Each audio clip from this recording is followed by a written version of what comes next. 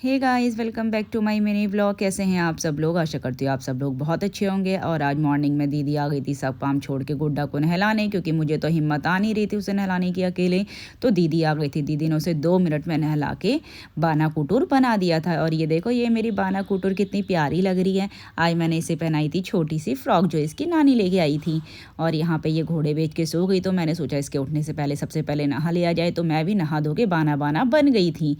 और नहाने के बाद सबसे पहले मैंने किया थोड़ा सा श्रृंगार में मुझे कुछ नहीं आता, तो मैंने लगाया मॉइस्चराइज़र और अपने फेस को भी बाना बाना बना लिया था।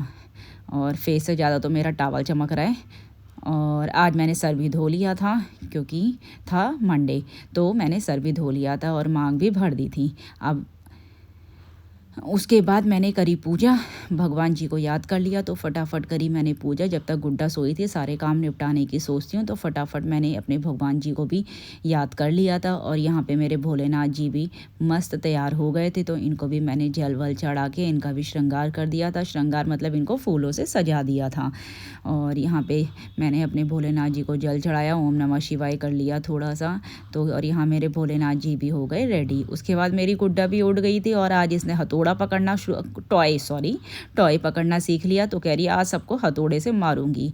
और दीदी मेरे लिए लेके आई थी बीन्स की और मेरी फेवरेट मेथी की सब्जी। मेरी बहन मेरे लिए खाना भी लेके आई थी। ऐसे सुबह सुबह बेचारी सब कुछ मेरे लिए बना के भी ले आई, गुड्डा को नहला के भी चली गई। और उसे बहुत जल्दी हो रही थी, क्योंकि उसका बेटा भी उठ चुका था। और शाम को आए थे मम्मी लोग। इनके लिए मैंने बनाई चाय। मैंने बोला आज स्टील के गिलास में पियो चाय, कप में जल्दी ठंडी हो जा रही है। उसके बाद रात में मैंने बनाया यूवी के लिए खाना। खाने में मैंने इसके लिए बनाई रोटी, क्योंकि मेरा मन था मैगी खाने का, लेकिन मुझे इसे नहीं खिलानी थी मैगी। तो मैंने इसके लिए फटाफट 2 रोटी बनाई और आलू बीन्स की सब्जी बनाई।